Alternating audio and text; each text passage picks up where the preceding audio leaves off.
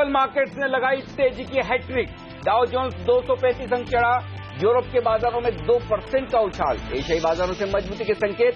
निक्के में 0.5% से ज्यादा की तेजी। साल के उच्चतम स्तर पर भारतीय बाजार, लेकिन 2016 में सबसे कम कोर सेक्टर की ग्रोथ 8.5% से घटकर 2.8% आई, लेकिन सरकारी खर्चों का ग्राफ बढ़ा। स्टील प्रोडक्ट्स पर लग सकती है एंटी डंपिंग ड्यूटी। घरेलू कारोबारियों को राहत देने की तैयारी में सरकार। सीएनबीसी आवाज एक्सक्लूसिव। मोदी से मिले वर्ल्ड बैंक के प्रमुख, सरकार के रिफॉर्म्स की तारीफ की। कहा मोदी से हमेशा सीखने को मिला। सोलर प्रोजेक्ट्स के लिए दिए 6,700 करोड़ रुपए।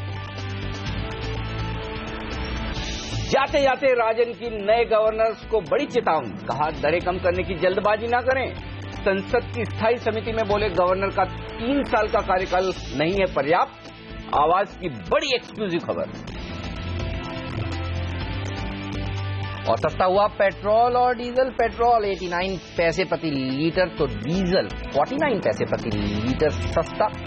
नई कीमतें हुई आज से लागू, मगर एटीएफ कीमतों में 5.5% से ज्यादा की बढ़ोतरी। एविएशन शेयरों में दबाव की उम्मीद।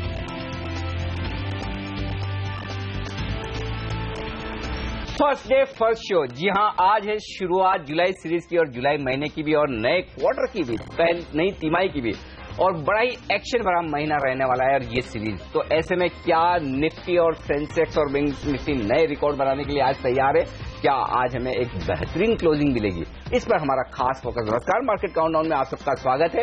मैं हूं अनिल सिंह। नमस्कार, और मैं हूं हेमंत घई, और हम खड़े हैं 2016 के हाईज पर। यहां से और कितनी मजबूती बनेगी, इस सब पर बात करेंगे। हमारे साथ जुड़ रहे हैं हमारे दो खास मेहमान, PowerMyWealth.com के फाउंडर और सीईओ संदीप वागले और एनॉक वेंचर्स के एमडी और सीईओ विजय चोपड़ा। लेकिन अनिल, क्या जबरदस्त तेजी देखने को मिली। आप कह रहे थे कि 8,300 ये स्तर छू सकता है निफ्टी पर, तो पहले तो कॉन्ग्रेचुलेशन सर। क्या सटीक नंबर आपने कल बताया था। ये बताइए, अब ये जो सीरीज का पहला कारोबार दिन है, हफ्ते का आखिरी कारोबार दिन है, शुक्रवार का दिन है, कैसा रह सकता है आज भारतीय बाजारों के लिए? फिर से एक बात और कहूंगा जो कल कही थी कि 8,300 को छूने के लिए इससे बढ़िया मौका नहीं हो सकता था जो कल था।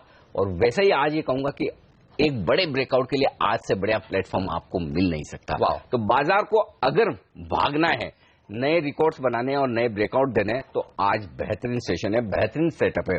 Global market. अच्छा, कल हेमंत किसी को उम्मीद नहीं थी कि डाउ 250 पॉइंट बढ़ जाएगा। बिल्कुल, क्योंकि दिन के दौरान भी आप देखिए डाउ फ्यूचर्स कभी नीचे कभी ऊपर, हालांकि 50-60 पॉइंट ऊपर बंद होते वक्त थे, लेकिन 12:30 बजे के बाद जो रिकवरी देखने को मिली है, खराब खुलने के बाद जो यूरोप के बाजार सुधरे, डाउ नेगेटिव से पॉजिटिव में आया।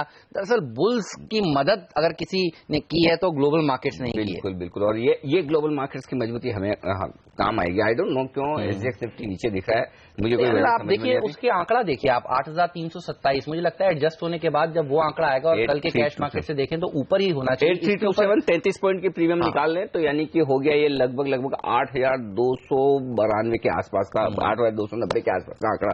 तो ज्यादा मजबूत दिखना चाहिए। देखते हैं अभी किस तरह से खुलता है, लेकिन मैं उम्मीद कर रहा हूं कि पॉजिटिव खुलेंगे और मैं ये भी उम्मीद कर रहा हूं यही खुले तो खरीदारी का तुरंत मौका भी बनेगा और थोड़ा नीचे आए तो और भी बेहतर। तो अब आज के लिए रणनीति क्या है?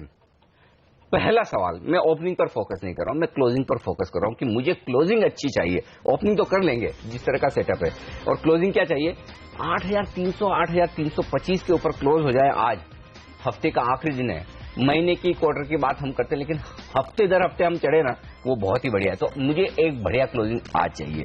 दूसरा, मुझे बैंक निफ्टी पर 18,000 18,050 के ऊपर की क्लोजिंग चाहिए। तो फिर मैं ताल ठोक कर कह सकता हूं कि जुलाई के महीने में आपको 8,500 भी दिखेगा और बैंक निफ्टी पर बहुत ऊपर के लेवल भी आते हुए दिखेंगे। तो फिलहाल आज आपके लिए क्या रणनीति? खरीदारी करें निफ्टी पर 8,240, एकदम क्लियर कट आपका स्टॉप लॉस से निकल कर आ रहा है, कहीं कोई शक की गुंजाइश नहीं है।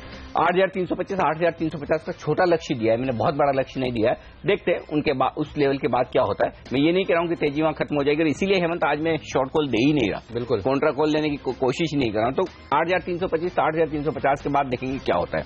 दूसरा तरीका है बैंक निफ्टी पर ट्रेड करने का, 17,800 का एक छोटा स्टॉप लॉस, 18,050 पहला लक्ष्य और उसके बाद 18,200, 18,250 तक जा सकते हैं।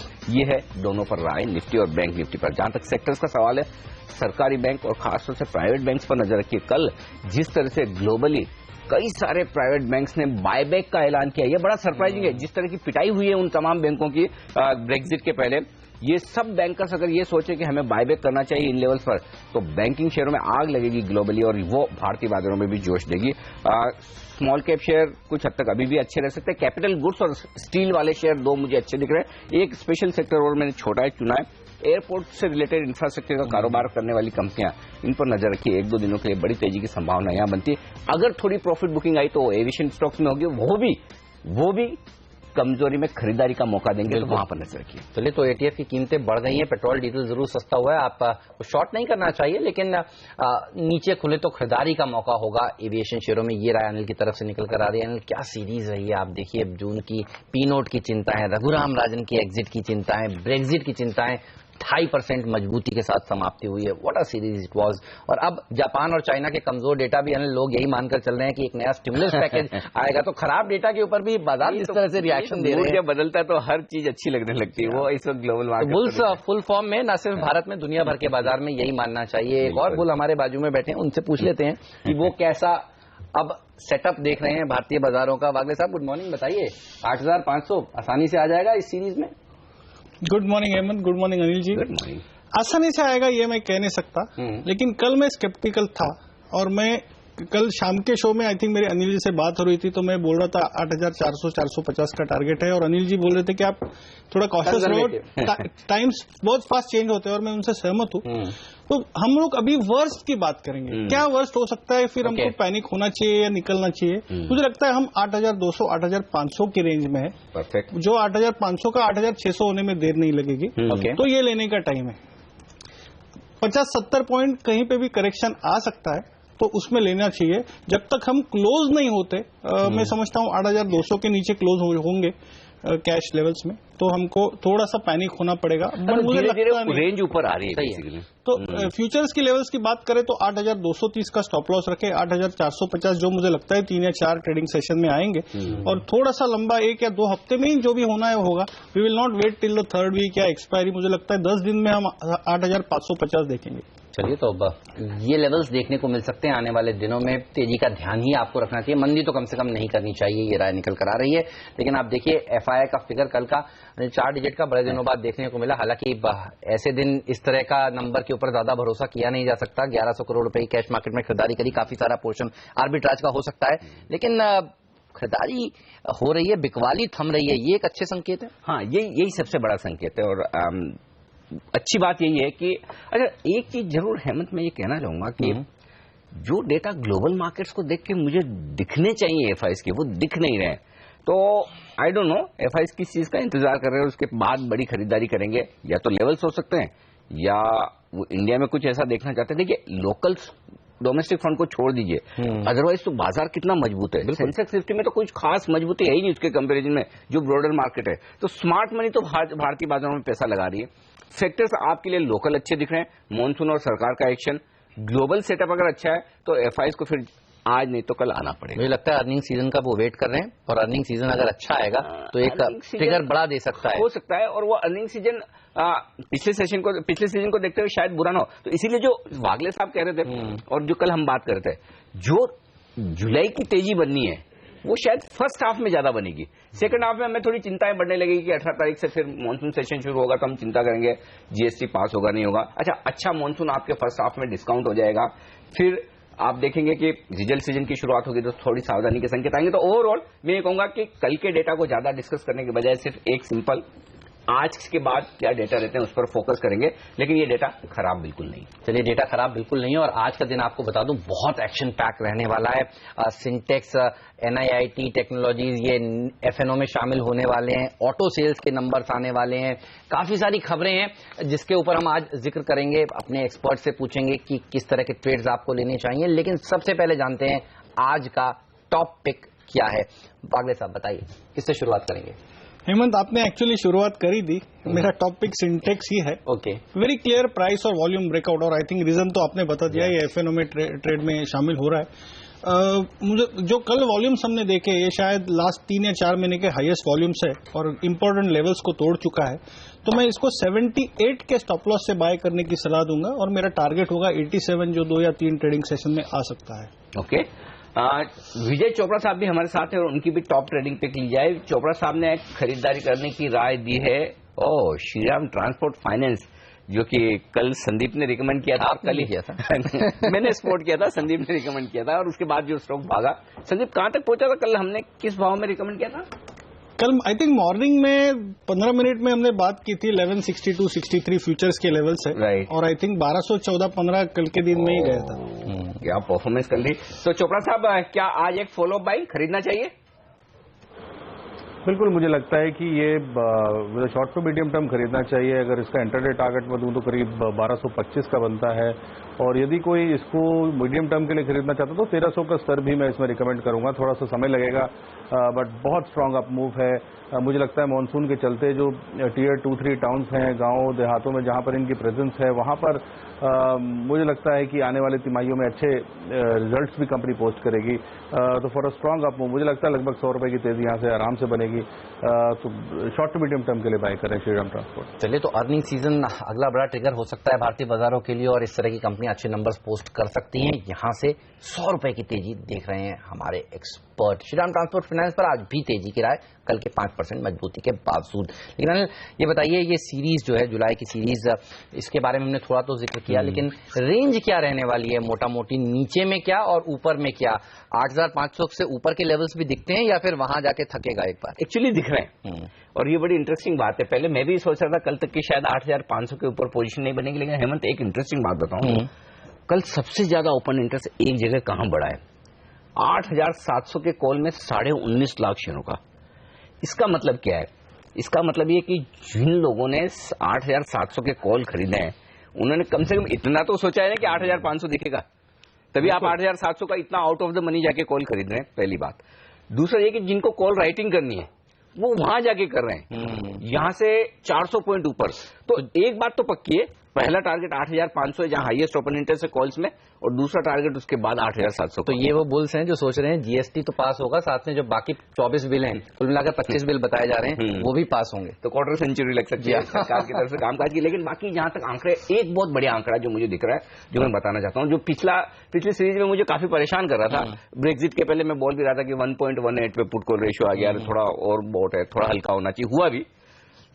शुरुआत हम बहुत अच्छे लेवल पर कर रहे हैं, क्योंकि आप देखिए पुट कॉल रेशियो सिर्फ 9.94 है, जो बहुत बैलेंस्ड है। कहीं हम इतनी तेजी होने के बाद भी ओवरबोट होकर नहीं जा रहे हैं, ये बहुत अच्छा संकेत है। दूसरी बात यह कि आप देखिए 8000 और 8500 पोजीशंस के हिसाब से आपको साफ तौर पर निकल रही है। जो इमीडिएटली आज के लिए आपको 2 लेवल पर नजर रखनी है, वो पहला तो है 8200 का, जहां पर 11 लाख शेयरों का एडिशन हुआ है पुट में, और ऊपर की तरफ 8500 के पहले कोई बड़ी रुकावट नहीं दिख रही। अगर आप 8300 को आसानी से पार करके टिक जाए तो आपको सिर्फ और सिर्फ एक ही चाहिए वायदा कारोबार के आंकड़ों के लिहाज से, वो ये कि आप 8300, 8325 के ऊपर, और 8350 मिल जाए तो क्या कहना, वो अगर आपने क्लोजिंग दे दी तो बस फिर मंदी करने वालों को बहुत मुश्किल होगी, आप सोच नहीं सकते हैं। और दूसरा 18050 के ऊपर बैंक निफ्टी ने अगर आज कैश में क्लोजिंग दे दी तो फिर बैंक निफ्टी के लिए तो मुझे पता नहीं, मैं थोड़ी देर बाद वागले साहब से पूछूंगा, लेवल ही नहीं दिख रहे कितना ऊपर जा सकता है। जी हाँ, और बैंक निफ्टी नहीं, देखिए कल के बाजार में दम भरा है, यानी अगर बाजार को चलना है तो बैंकिंग शेयरों को तो परफॉर्म करना पड़ेगा, और कल ऐसा होता हुआ दिखा भी। चलिए, इस सब पर हम विस्तार से अगले 1 घंटे बात करने वाले हैं, आप हमारे साथ बने रहिए। लेंगे एक छोटा सा ब्रेक, और ऐसा नहीं कि केवल लिस्टेड स्पेस में एक्शन देखने को मिला है। जी हाँ, आईपीओ मार्केट भी आप देखिए बहुत गर्म है और अच्छी तेजी देखने को मिल रही है। ग्रे मार्केट प्रीमियम्स बढ़ते हुए नजर आ रहे हैं। महानगर की लिस्टिंग कैसी होगी, क्वेस्ट में क्या आपको पैसा लगाना चाहिए, सब पर बात होगी इस शो में। छोटा सा ब्रेक लेकर अभी हाजिर होते हैं, और ब्रेक के तुरंत बाद आपको सबसे पहले तो हम ये बताने वाले हैं कि 5 टेक्निकल एक्सपर्ट्स की क्या राय है, निफ्टी को आज किस तरह से ट्रेड करना चाहिए।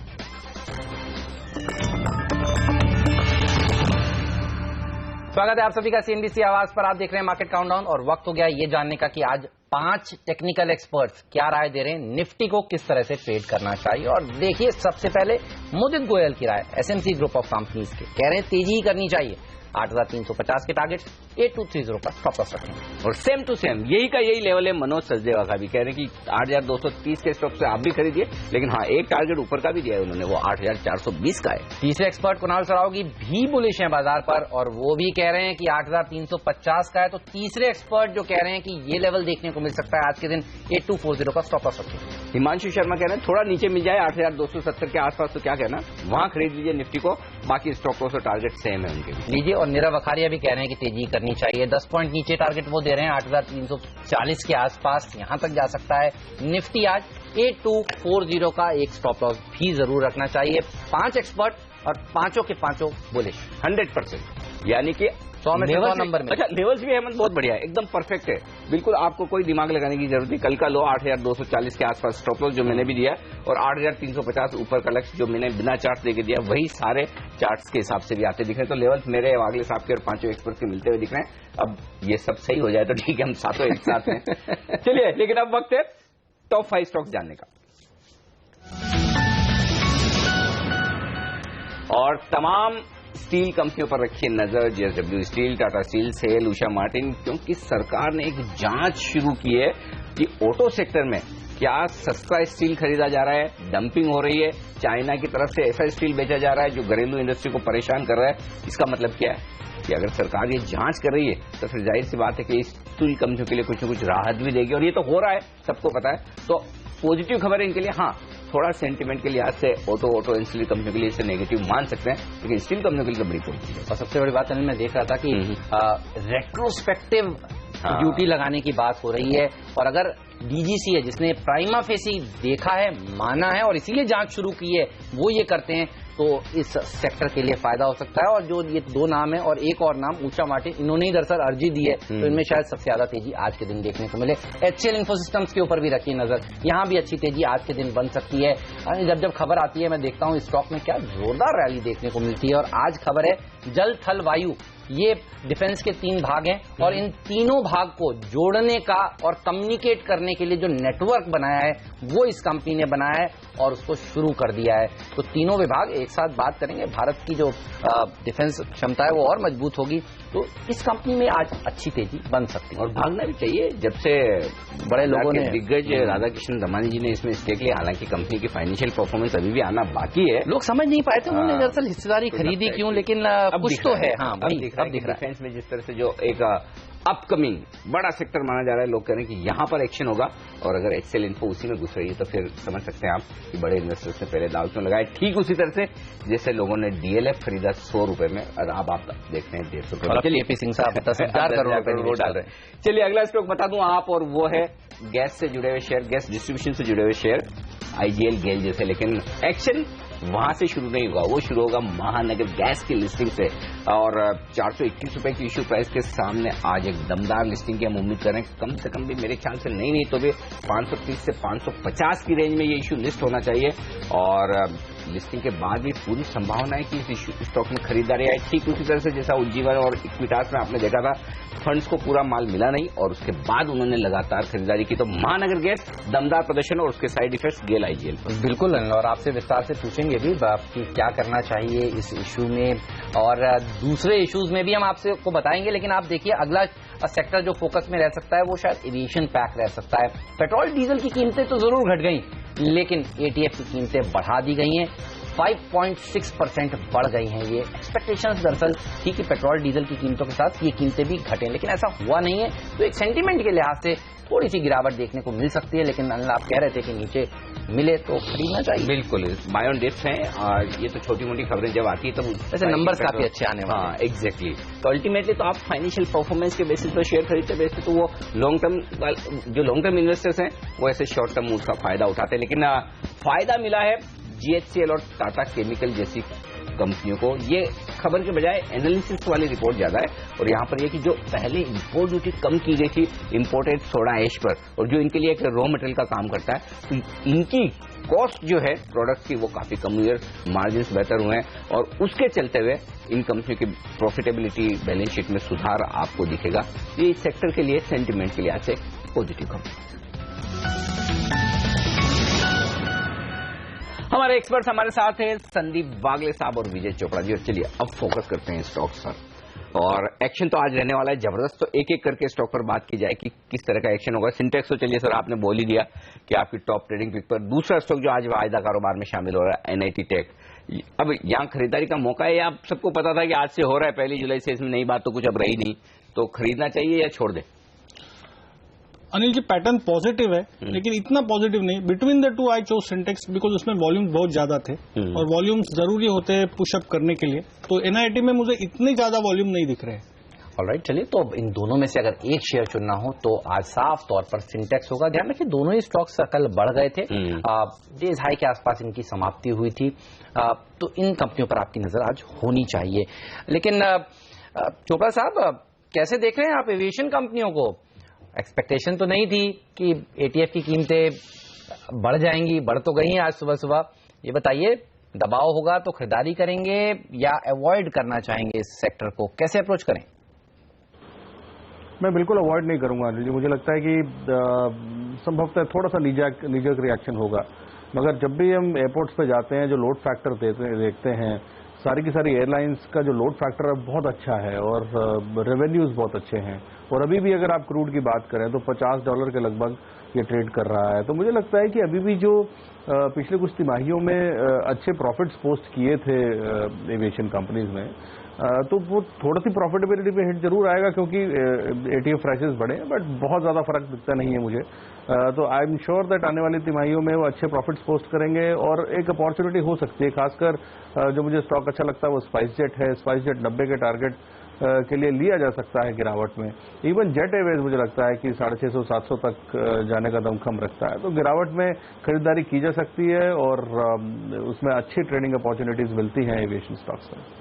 गिरावट में खरीदारी की जाए एविएशन स्टॉक्स में, ये है राय चोपड़ा साहब की तरफ से। लेकिन OMCs ऑयल मार्केटिंग कंपनियों के शेयरों में क्या कोई दबाव दिख सकता है जिससे से पेट्रोल डीजल के दाम काटेंगे? हालांकि इन्हें कोई नुकसान तो है नहीं, अब इन्हें इनके पास जगह है इसलिए काट रहे हैं, है ना, क्योंकि क्रूड नंबर भी अच्छे आने वाले हैं। हाँ, नंबर तो अच्छे आएंगे। तो ऐसे में अगर दबाव हो कहीं कोई खरीदारी करने का, अच्छा आप तो चार्ट के हिसाब से बोलेंगे, तो आपको शॉर्ट करना है तो बता दीजिए तीनों में HP, BP, IOC। Anil ji short करने का तो सवाल नहीं है। अगर कोई नेगेटिव न्यूज है, प्राइस नीचे मिलती है तो लेने का टाइम है, क्योंकि वीकली पैटर्न दोनों में काफी बेहतर है। BPCL मुझे लगता है मैंने आई थिंक 1100-1120 की बात की थी, 4 से 5% अपसाइड यहां से भी कम से कम मुझे लगता है दोनों में। चलिए BPCL और HPCL तो BPHP पर ध्यान रखिए, तेजी का व्यू रखिए, अच्छी रैली देखने को मिल सकती है। और पिछले क्वार्टर में आपने देखा कि किस तरह से बोनसेस दिए इन कंपनीज ने, तो एक्सपेक्टेशन नहीं है कि इस बार भी नंबर अच्छे आएंगे। लेकिन एक छोटा सा ब्रेक के बाद कई खबरें हैं जिस पर एनालिसिस एक्शन अभी होना बाकी है, बात करेंगे उन सब पर ब्रेक के बाद।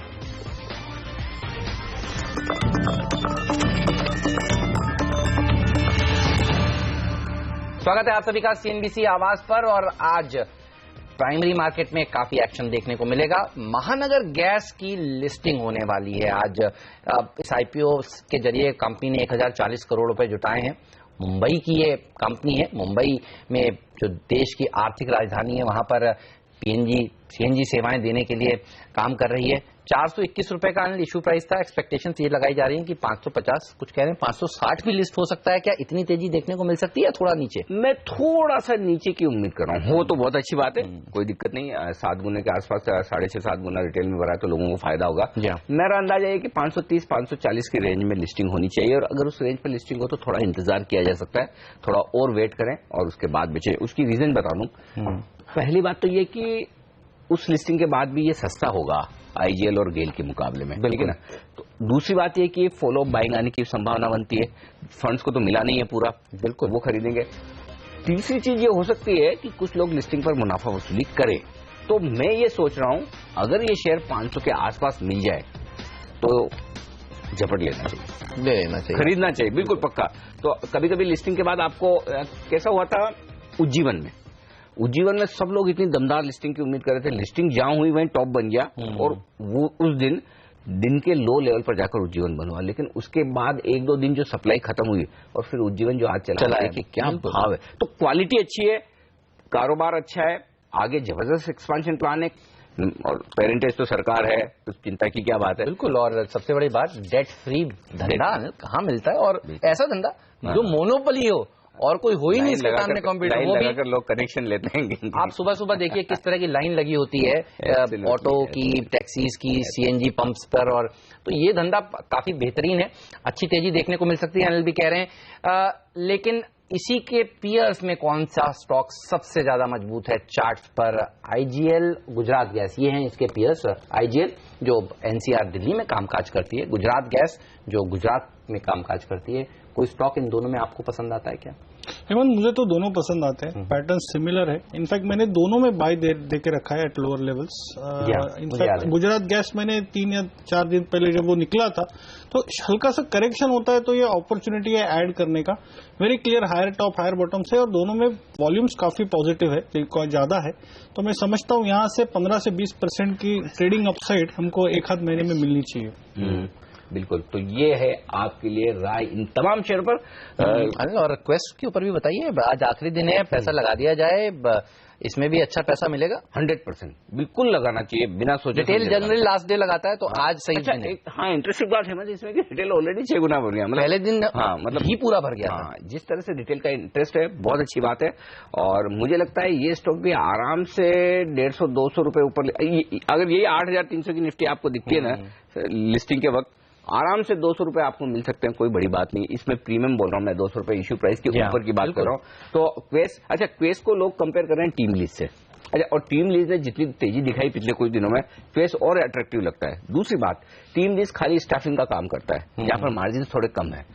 क्वेस के साथ में क्या है, 55-60% काम तो स्टाफिंग का, लेकिन बाकी 40% काम अलग अलग तरीके के ये करते हैं जिनमें हाई मार्जिन वाले बिजनेस है, और उनमें ग्रोथ और भी ज्यादा है। तो मुझे लगता है कि ये टीम लीज से बेहतर शेयर साबित हो सकता है पैसा कमाने के लिए। तो देखेंगे आज कितना गुना सबसे पहले ये सब्सक्राइब होता है, क्योंकि सब्सक्रिप्शन फिगर भी बहुत भयंकर है। यहाँ के भी पेरेंट थॉमस कुक जैसे पेरेंटेज है इस कंपनी का, तो आपने देखा है हाई पेडिग्री का ये स्टॉक, ये कंपनी है जो, और अनिल सबसे बड़ी बात, ज्यादा बड़ी पैसा नहीं जुटा रहे हैं। हाँ, तो छोटा ही है। हाँ, छोटा ही है, तो इसीलिए आज 4,000 करोड़ रुपए के आसपास। एक चीज और हेमंत में इसमें बोल रहे हैं, तो वो बागले साहब को पूछते हैं, जब वेस्ट कॉप के आईपीओ का ऐलान हुआ 185-90 के आसपास थॉमस कुक चलता था, ठीक है ना, वहां से थॉमस कुक देखिए कहां चल कर आया है, तेजी बन गई है। और उन दिनों हमने है ना, लेकिन अब कुछ लोग ऐसे हैं जो जिन्हें पहले पता था, उनको लगता है कि ये तो डिस्काउंट हो चुका। अब मैं आपसे दूसरा सवाल ये करता हूं कि देखिए, थॉमस कुक का तो इश्यू प्राइस डिस्काउंट हुआ है। मैं ये कहता हूं अगर 200 रुपए ऊपर लिस्ट होगा क्वेस्कॉप, तो फिर थॉमस कुक को कितना चलना है, ये चार्ट देखकर आप बताइए। मैं वो क्वेस्ट कॉप का बिना देके बताता हूँ। थॉमस कुक का राउंडिंग बॉटम वीकली चार्ट्स में बना है, तो उस हिसाब से 253, 254, 255 का टारगेट आता है, जो कि यहाँ से भी 40-20% ऊपर है, जो कि अगले 2 या 3 महीने में आना चाहिए। और अगर उसके ऊपर सस्टेन करता है तो लगभग 350 का टारगेट है, जो मैं 6 से 12 महीने। एक मिनट, 10 दिन का टारगेट क्या है? जब लिस्टिंग होगी, मैं तो क्वेस्ट को उस दिन थॉमस कुक में प्रॉफिट बुक करवाना चाहता हूँ लोगों को। 235 to 239 ये मुझे लगता है 2-3 हफ्ते में आना चाहिए। 235 to 239 का लेवल देखने को मिल सकता है अगले 10 दिनों में, यानी लिस्टिंग के लिहाज से जब इसकी लिस्टिंग हो रही होगी। तो अनिल बता रहे हैं कि अच्छी तेजी, और हमारे एक्सपर्ट बता रहे हैं कि अच्छी तेजी इसमें देखने को मिल रहा है। प्राइमरी मार्केट में जिस तरह का एक्शन देखने को मिल रहा है, और शेयर बाजार में भी आप देखिए जिस तरह का एक्शन देखने को मिल रहा है, फिर तो ब्रोकिंग कंपनियों को भी काफी फायदा होने वाला है। इस सब पर बात करेंगे। ब्रोकिंग स्टॉक्स किस तरह से आपको अच्छे लग रहे हैं, कौन सा स्टॉक चार्ट पर सबसे ज्यादा मजबूत है, ब्रेक के छोटे से ब्रेक के बाद इन सब पर बात होने वाली है, और ब्रोकरेजेस की रिपोर्ट्स पर भी हम बात करने वाले हैं। आप बने रहिए सीएनबीसी आवाज के साथ।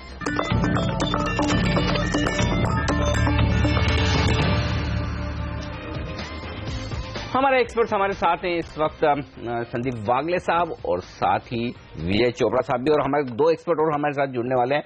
उनसे मैं बात करूं, उनकी राय लूं, उससे पहले एक बार फटाफट राय ले लेते हैं ब्रोकरेज हाउसेस की। तमाम बड़े दिग्गज विदेशी ब्रोकरेज हाउस किन शेयरों पर रिपोर्ट दे रहे हैं। ये रिपोर्ट हम रोज क्यों लेकर आते हैं? एक तो आपको ये पता होता है कि इनमें बहुत अच्छी रिसर्च की हुई होती है जनरली। दूसरी बात, उनके जो टारगेट्स होते हैं उससे अंदाजा लगता है कि शेयर के बारे में क्या रुझान है। और तीसरी बात यह कि जो रोज रोज ट्रेड करने वाले लोग हैं, उन्हें भी ये पता है कि जिस दिन ब्रोकरेज रिपोर्ट आती है स्टॉक में एक्शन आ जाता है, तेजी मंदी भी होती है, वॉल्यूम भी होते हैं। तो ये तमाम रीजन है जिससे हम आपको ये रिपोर्ट्स बताते हैं। तो आज कौन सी रिपोर्ट्स आई है, तैयार है हमारे साथ डिम्पी कालरा। डिम्पी, गुड मॉर्निंग, बताइए। Good morning Anil. आज जो पहली रिपोर्ट है वो जेपी मॉर्गन की HUL पे है, इस पे आप नजर रख सकते हैं क्योंकि यहाँ पे बेहतर नोट पे उन्होंने ये रिपोर्ट निकाली है जिसमें टारगेट को भी रिवाइज अपवर्ड कर दिया है और अब जो नया टारगेट सेट किया है वो 925 का कर दिया, पहले 800 की रेंज में था। उनका कहना है कि जो अच्छा मानसून है साथ ही 7th पे कमीशन दोनों का ही बेनिफिट्स इसके बैलेंस शीट्स में आपको आता मिलेगा। उनका ये भी मानना है कि जो प्राइसिंग फैक्टर है वो भी इनके फेवरेबल आते हुए दिखेगा क्योंकि कॉस्ट जो है वो काफी हद तक कम हो रही है और जो मार्जिन है वो आपको धीरे धीरे इंप्रूव होते हुए दिखेंगे। इनका ये मानना है कि थोड़ा वॉल्यूम को लेकर फर्स्ट हाफ में कुछ एक कंसर्न्स थे लेकिन शायद अगले हाफ में ऐसा कुछ ना दिखे। तो HUL को लेकर जेपी मॉर्गन की जो रिपोर्ट काफी पॉजिटिव है। इसके अलावा मैक्वारी ने स्ट्राइड्स शासन पे भी एक रिपोर्ट दी है जिसपे आज एक न्यूज भी, इनफैक्ट कल बाजार बंद होने के बाद खबर आई थी कि इसका बेंगलुरु प्लांट पे जो 483 आर्टिकल है उसमें 0 गलती पाई गई है, किसी तरह की कोई कमी नहीं पाई गई है। और रिपोर्ट ये कहती है कि उनकी भी बेहतर पिक स्ट्राइड्स शासन ही है। उन्होंने जो कंपेयर किया और सनफार्मा ग्लेनमार्क से किया है और साथ ही साथ ये भी कहा है कि जो प्राइस टारगेट है वो अब 1650 कर दिए गए हैं। तो स्ट्राइड शासन को लेकर मैक्वारी बुलिश हो गया है। इसके अलावा भारतीय इंफ्राटेल को लेकर थोड़ा सा दबाव भरी एक रिपोर्ट क्रेडिट स्विस की तरफ से छपी है। उसने ये कहा है कि आगे चल के इन्वेस्टर्स को थोड़ा सा कंसर्न रहना चाहिए जो इनके रेंटल वैल्यूज चल रही हैं और साथ ही उन्होंने ये भी कहा जो टेक्नोलॉजी चेंजेस हो रही है लगातार उससे भी भारतीय इंफ्राटेल पे थोड़ा सा दबाव पड़ सकता है। उन्होंने इसके प्राइस को भी टारगेट को कट किया है, हालांकि रेटिंग में कोई बदलाव नहीं किया, वो न्यूट्रल है एज इट इज, लेकिन हाँ प्राइस कट कर दिया जो कि 400 से घटाकर अब 375 कर दिया है। और हाल ही में ही इन्होंने बायबैक की अनाउंसमेंट भी की थी जो कि 12 जुलाई से शुरू हो जाएगा। ये एक एडिशन भी है। तो अब क्रेडिट स्विस पे की जो रिपोर्ट आई है वो थोड़ा सा स्लगिश है, बेरिश है। इसके अलावा जी को लेकर भी एक CLSA की रिपोर्ट आई है, उसमें ये कहा गया कि इसके टारगेट को बढ़ाया गया और जो टारगेट है वो 545 कर दिया गया, पहले 500 था। उनका कहना है कि कंपनी का कैश फ्लो ठीक है, कैपेक्स आगे और बढ़ता हुआ दिखेगा आपको। उसके अलावा जो वर्किंग कैपिटल है यानी कि कामकाजी जो कैपिटल है, पूंजी है, वो भी कंपनी की इंक्रीज होती हुई दिख रही है। तो इसका फायदा सभी जी के एंटरटेनमेंट के शेयर पे एज ए बैलेंस शीट के तौर पर आपको ठीक बनता हुआ दिखेगा। तो CLSA की रिपोर्ट इस पे भी है। आप बता रहे हैं 545 का लक्ष्य दिया है जी के ऊपर CLSA ने जी। ओके, तो बड़ा एग्रेसिव टारगेट दिया है CLSA। वैसे भी इस शेयर पर काफी बुलिश रहा है तो स्टॉक पर आपकी नजर आज होनी चाहिए। इस पर हम विस्तार से बात भी करेंगे, बल्कि अभी कर ही लेते हैं। सर बताइए चार्ट्स कैसे लगते हैं जी एंटरटेनमेंट, क्या आपको बात बताओ? हेमंत, कल एक्चुअली काफी एक ब्रेकआउट हुआ है तो मैं पॉजिटिव हूँ। 460 के लेवल्स है जो क्रॉस करने जरूरी है on a closing basis, 464 rather, तो लगभग 485 490 तक मूव इमीडिएटली आ सकती है। But as a pattern price और वॉल्यूम जिस तरह से बिल्टअप हो रहा है मैं लेने की सलाह दूंगा for a positional target of around 490।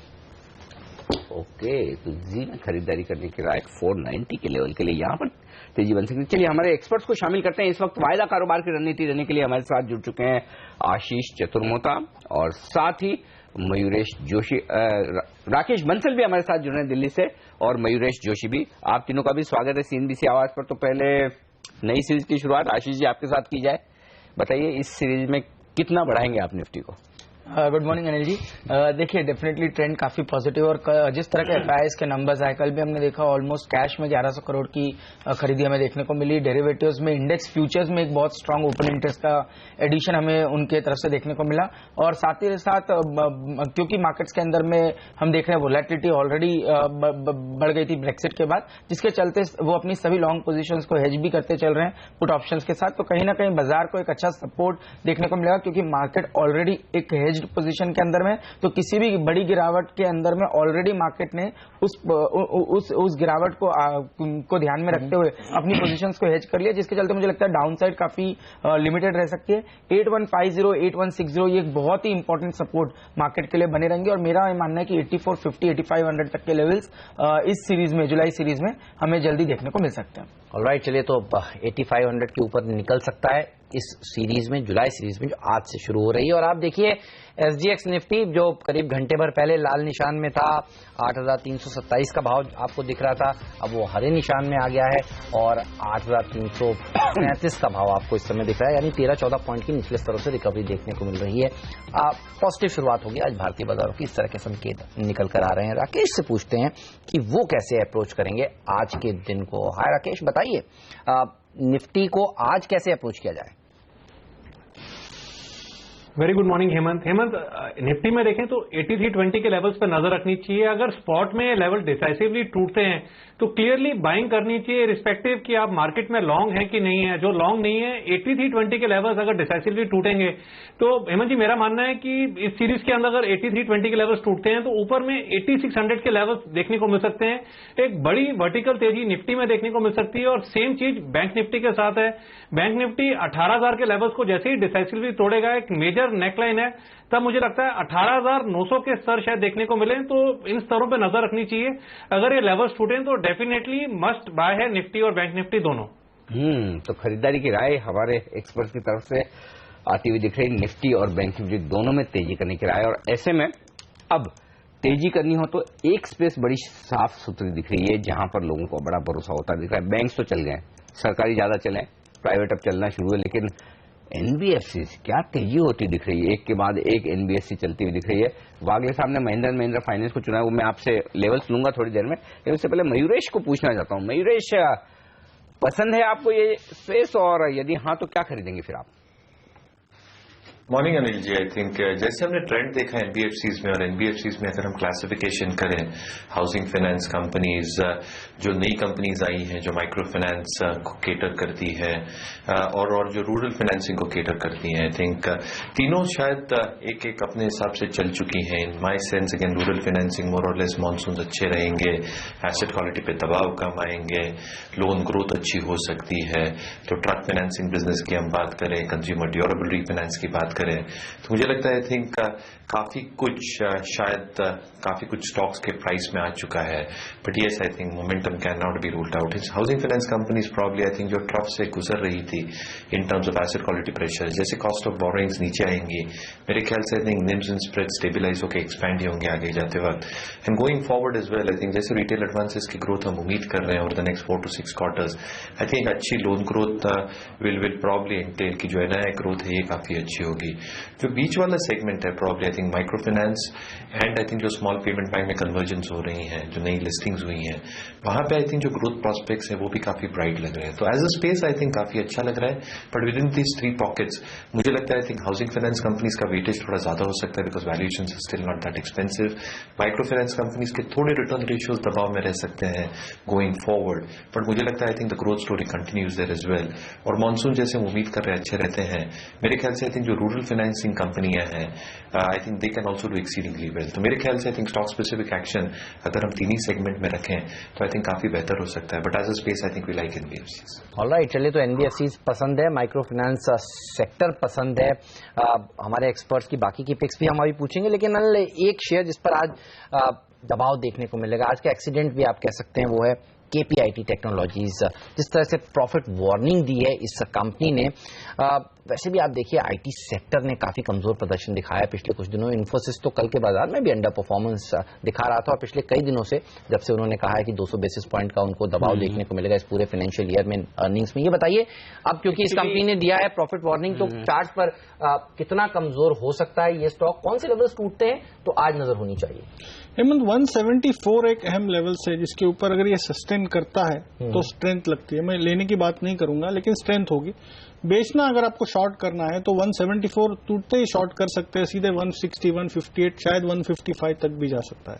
Actually ये शेयर समझ में नहीं आता एक्चुअली, कितनी बार इसकी प्रॉफिट वार्निंग आ गई। पिछली बार प्रॉफिट वार्निंग पे 10% से ज्यादा गिरा था, मुझे याद आता है। उसके बाद दिक्कत क्या है, हम उसके बाद से कभी कोई ऐसी अच्छी खबर नहीं आई। और शेयर का भाव देखिए, आप देखिए थोड़ा लंबा चार्ट देखिए, समझ में आएगा। पता नहीं ये शेयर क्यों बढ़ता है, मतलब मैनेजमेंट खुद बोल रहा है कि नहीं हमारा सब कुछ खराब है, वार्निंग दे रहा है, उसके बावजूद भी ये शेयर चलता रहेगा। आप ट्रैक करते हैं मयूरेश, क्या राय रखते हैं इस पर?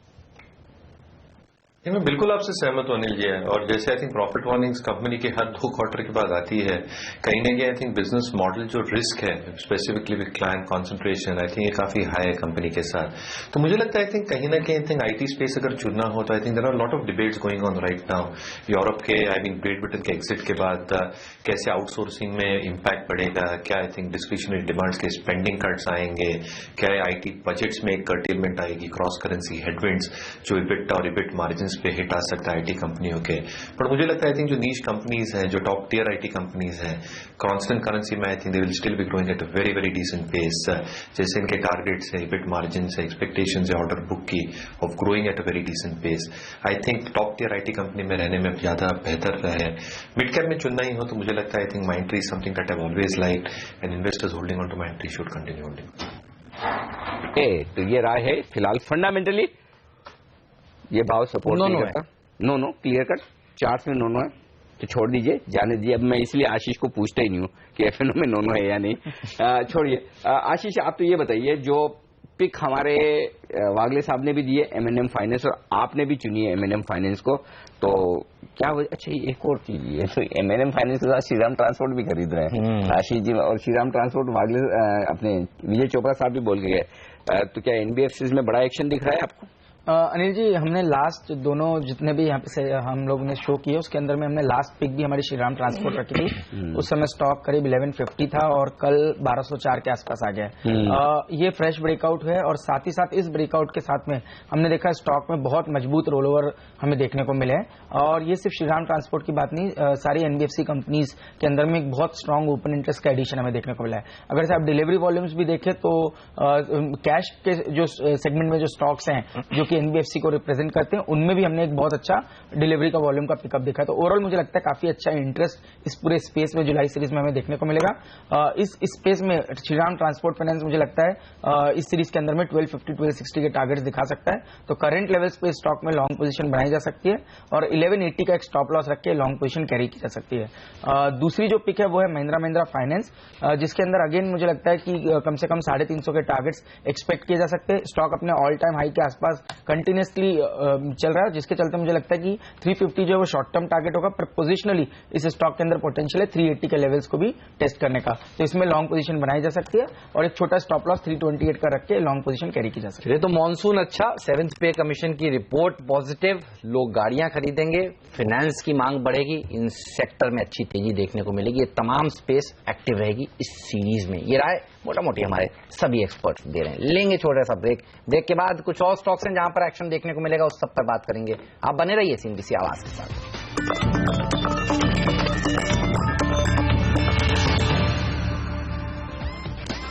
स्वागत है आप सभी का सीएनबीसी आवाज पर। हमारे एक्सपर्ट का दमदार पैनल सीएनबीसी आवाज पर इस समय बना हुआ है। मयूरेश जोशी जी हैं, राकेश बंसल हैं, आशीष चतुर्मोहता जी हैं, संदीप वागले साहब भी हमारे साथ स्टूडियो में मौजूद हैं। और कुछ देर पहले हम बात कर रहे थे प्राइमरी मार्केट में जिस तरह से एक्शन देखने को मिला है। आप देखिए शेयर बाजार भी इस साल के 2016 के उच्चतम स्तर पर कारोबार कर रहा है। तो ब्रोकिंग कंपनियों को इसका फायदा मिलेगा या नहीं मिलेगा, सवाल सबसे बड़ा यही है। पूछते हैं कि चार्ट पर कौन सी कंपनी सबसे अच्छी लगती है। Motilal Oswal, JM financials, Indiabulls ventures, Geojit BNP, Paribas, तमाम ऐसी कंपनियां हैं। लेकिन अगर एक कंपनी चुननी हो आपको तो कौन सा पसंद है आपको? हेमंत, कल मोतीलाल ओसवाल में हाईएस्ट वॉल्यूम्स हुए हैं पिछले महीने 2 महीने के, और एक अहम लेवल 355-358 के लेवल्स अगर वो क्रॉस करता है, अभी 349 है जो मुझे लगता है कि वो क्रॉस करेगा, तो ऐसे होते ही 415-420 का टारगेट हो सकता है। और थोड़ा सा लंबा व्यू लेते हैं 2-3 महीने का, तो ये स्टॉक 450 तक जा सकता है। ओके, वैसे मैं बता दूं आपको कि जब कल मैं आखिरी सौदा कर रहा था शो, उस समय इस काउंटर में कुछ ब्लॉक डील्स होती हुई दिखी थी। तो ये वॉल्यूम वाला ब्रेकआउट जो है ना, वो ब्लॉक डील की वजह से आता हुआ दिखा। तो कुछ एक्शन तो हुआ है इसमें। हालांकि ये अलग बात है कि रिपोर्ट नहीं हुआ कि किन फंड्स ने खरीदा, किसने बेचा, वो अलग बात है, लेकिन ये एक्शन जरूर साफ तौर पर हुआ है। चलिए कुछ आपको बेहतरीन पिक्स बता दूं हमारे एक्सपर्ट्स की। अच्छा, राकेश ने एक स्टॉक चुना है और जो मैं आज देख भी रहा था, इंफ्रास्ट्रक्चर से रिलेटेड, खासतौर से एयरपोर्ट से रिलेटेड जो इंफ्रास्ट्रक्चर का कारोबार करती है वो कंपनी एक्शन में रह सकती है, क्योंकि नवी मुंबई एयरपोर्ट के लिए खबरें आ रही कि शायद इस शनिवार को उनको मंजूरी मिल जाए। अगर ऐसा होता तो रिलायंस इंडस्ट्रियल इंफ्रा, जयकोप, ये शायद कंपनियां कल भी एक्शन में थी और आगे बढ़े। मैं चार्ट पर राय लूंगा आपसे।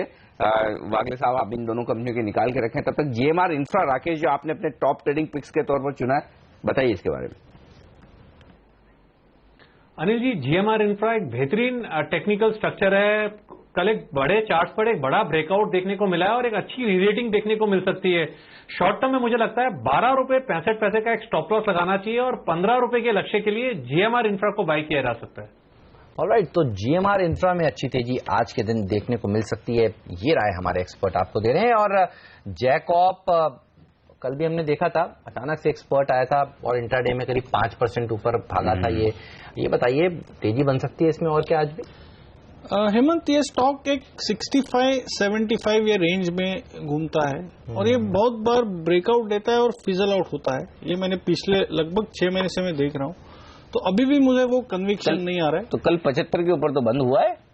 नहीं, कल का बंद शायद जस्ट हार्डली। हाँ, तो अब आज क्या चाहिए फिर आप ये आज का क्लोज अगर, क्योंकि लोग है ना बोल रहे हैं कि शनिवार को शायद हो सकता है, अब होगा नहीं होगा हमें पता नहीं, लेकिन जो रिपोर्ट है हम तो वो बता रहे हैं। तो क्या आज कोई ऐसी क्लोजिंग का लेवल आपके ध्यान में जो हो तो फिर पक्का हो जाएगी सोमवार को खबर आ जाएगी? इस खबर का फायदा 90 के लेवल्स अगले टारगेट हो सकते हैं, लेकिन इसमें क्या होगा, आप 78 में लेते हैं और एक बार वो 70 आके फिर जाएगा, ये मुझे डर है। तो ट्रेडिंग के हिसाब से मुझे इतना कंफर्टेबल नहीं लगता। जरूर नहीं जैकब ही आप ट्रेड करने की राय दें।